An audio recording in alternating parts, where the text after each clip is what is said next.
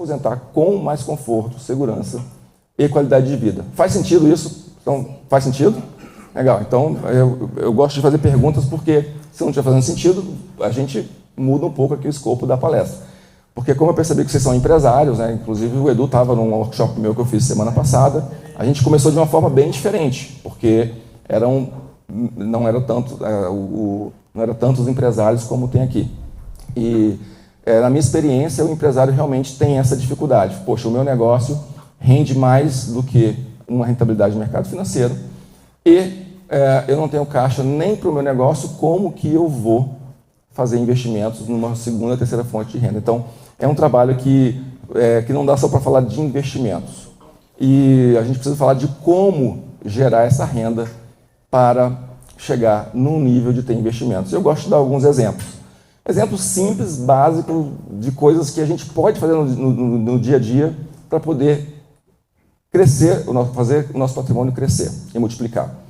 Então, vou dar um exemplo para vocês bem simples.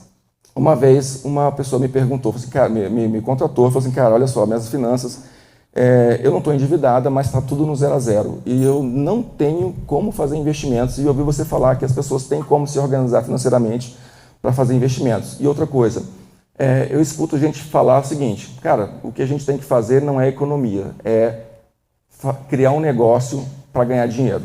E essa é uma coisa que eu escuto também. E às vezes eu fico chateado, porque eu, como converso com as pessoas, existem pessoas que não querem empreender. Porque a gente que é empreendedor, a gente fala assim, não, cara, eu preciso criar um dinheiro para fazer tal coisa, uma viagem.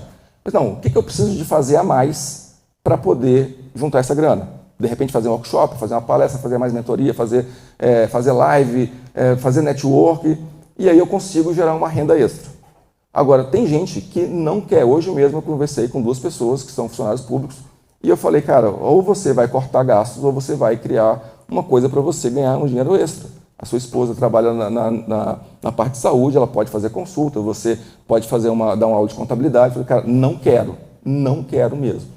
Então, a gente tem que respeitar isso. E como que essas pessoas podem prosperar sem querer empreender? E aí, esse exemplo, eu acho que serve para a vida pessoal de qualquer empresário. Então, a pessoa falou assim, olha, eu quero fazer uma viagem, eu quero melhorar minha qualidade de vida, mas não quero empreender. Então, só que não sobra nada do meu dinheiro, não adianta você falar que, olha, abre a conta na corretora, vamos fazer investimentos. E aí eu mandei para ela uma planilha bem detalhada, para ela detalhar todos os gastos dela. E ela foi lá, preencheu, demorou 15, 20 dias, e me mandou, e aí eu marquei uma reunião com ela, falei, vamos conversar. Aí eu comecei a fazer algumas perguntas. E assim, eu gosto desse exemplo porque são coisas básicas, que depois podem evoluir para uma coisa bem mais sofisticada, dependendo do nível de cada um. Porque coisas que eu vou falar aqui, se o cara é um empresário, multi-empresário, ele não vai fazer sentido para ele. Mas se você levar só o comportamento, você vai ver que vai fazer sentido. Eu perguntei para ela o seguinte, quantas horas de televisão você assiste por semana? Ela falou assim, poxa, eu nem tenho assistido televisão recentemente. Eu sei, vem cá, então por que você tem a assinatura da Netflix, do Paramount, do Disney Plus, do Prime e da Claro TV? Ela falou assim, porque que os meus meninos que gostavam. Aí eu falei, que menino? Os meninos dela já tinham 18, 20 anos, tinha um que nem na casa dela morava mais, mas era a televisãozinha, o Disney Plus, para os meninos dela. Né?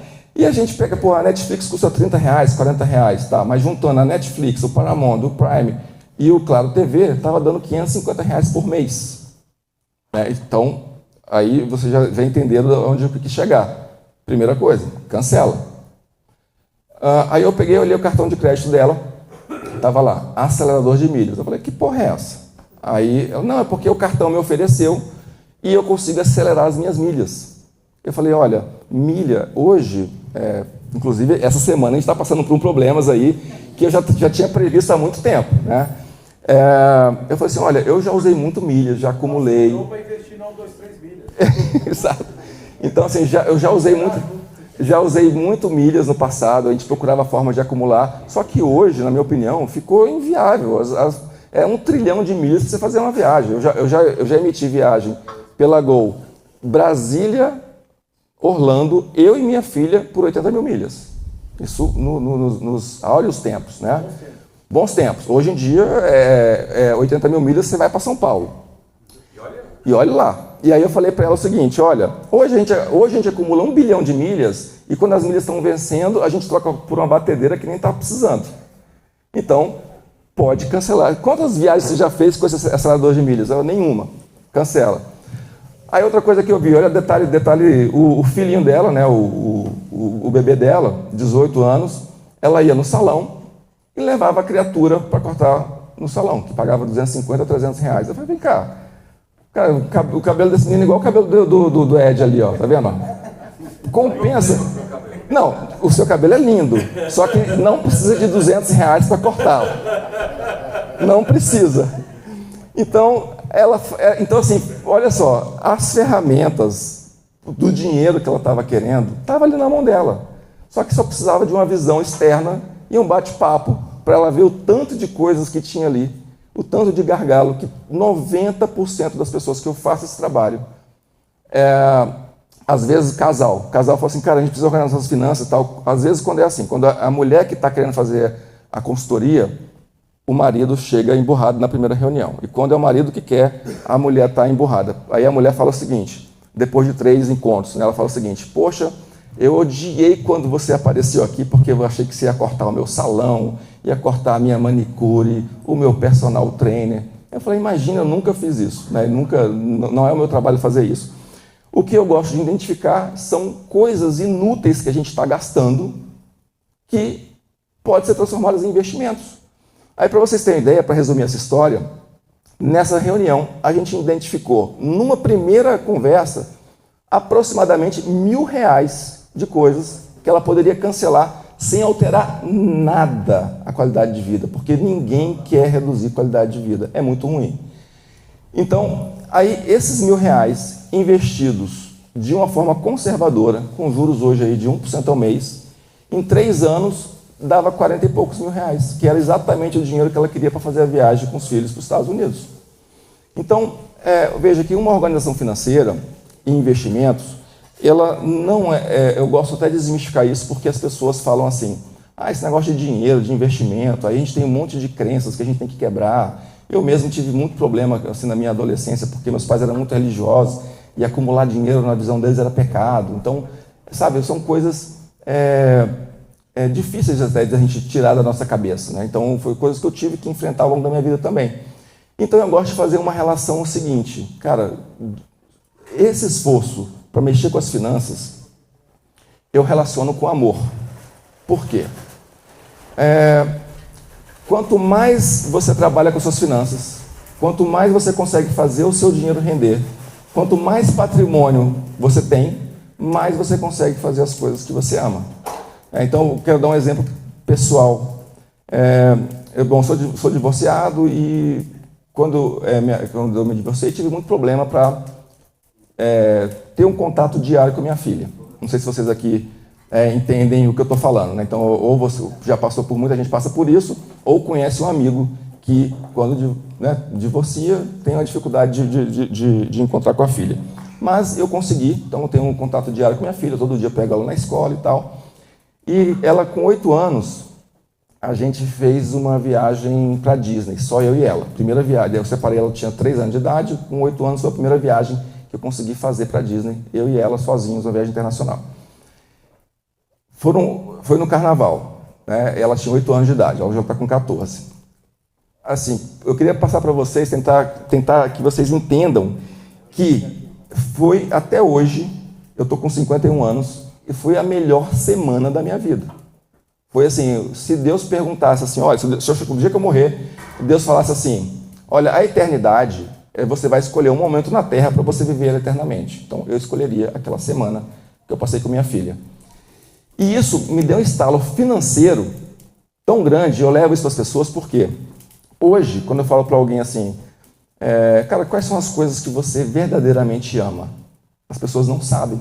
E eu acho isso muito pobre, assim, as pessoas não sabem as coisas que elas realmente dariam a vida para fazer, ou conseguiriam economizar, fazer um trabalho de finanças e de investimento, se dedicar um pouco, 15 minutos do seu dia para fazer isso, para realizar as coisas que você realmente ama. Então, por exemplo, se alguém me falasse assim, olha, para você fazer uma nova viagem com a sua filha, você teria que... Cadê o Arthur, que ele vai ficar chateado? você teria que tomar menos vinho. Aí você tem que ir lá falar com o Arthur, porque ele tem uns vinhos bons e baratos. Então, né, você pode reduzir ali o valor dos vinhos. Então, você vai ter que... não vai trocar de carro a cada 3 anos, vai ser daqui a cada 5 anos. Você vai, sei lá, comprar menos sapato, menos roupa. Você vai, alguns dias da semana, você, em vez de ir no restaurante, você vai comer uma marmita de R$15. O quê? Para fazer uma viagem com minha filha, eu faço isso rindo tranquilamente. Então, se você quiser prosperar, você aumentar seu patrimônio, encontre as coisas que você verdadeiramente ama, as coisas que você fala, cara, eu vou economizar para isso porque faz sentido, minha vida vai fazer muito mais sentido. Essa questão da viagem para Disney também, eu lembrei agora de uma professora que ela me chamou para fazer uma palestra para alunos ali no Centro de Convenções, um evento grande de alunos do Brasil inteiro, e eu estava fazendo uma palestra como essa, falando sobre organização financeira, sobre investimentos, e ela estava anotando tudo lá atrás e tal, e a gente começou a conversar bastante depois do evento. E a gente trocava ideias, poxa, gostei do que você falou e tal, realmente eu tenho um hábito de consumo, gasto sem querer, às vezes, por questões emocionais e tal. E aí teve um dia que ela falou assim, cara, eu estava no Parque Shopping, eu fui no Clube Nacional, passei na frente da loja de sapatos, da Ávida, que era uma loja que era, não sei se é muito famosa hoje, mas antigamente eu lembro, na época que eu era casado, que era muito famosa, né? Aí eu vi um sapato lá e pensei em você na hora, mas comprei. Fiquei com um pouquinho de peso na consciência. Cheguei em casa, botei o sapato no pé, ficou lindo, falei assim, valeu a pena. E aí eu falei para ela assim, olha, mas qual o problema disso? Tem nada de errado aí.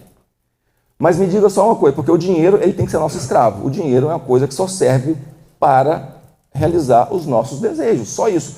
Eu não incentivo ninguém a morrer com 10 milhões de reais no banco. Para quê? E não curtir a vida? Mas eu perguntei para ela o seguinte, vem cá, quantos grandes sonhos significantes você nunca realizou porque não teve dinheiro? E aí eu acho que caiu uma ficha para ela, porque ela ficou uns 3 dias sem me responder. Ficou assim, 3 dias depois ela veio, cara, Rafael, eu tinha um grande sonho de levar minha filha com 15 anos na Disney.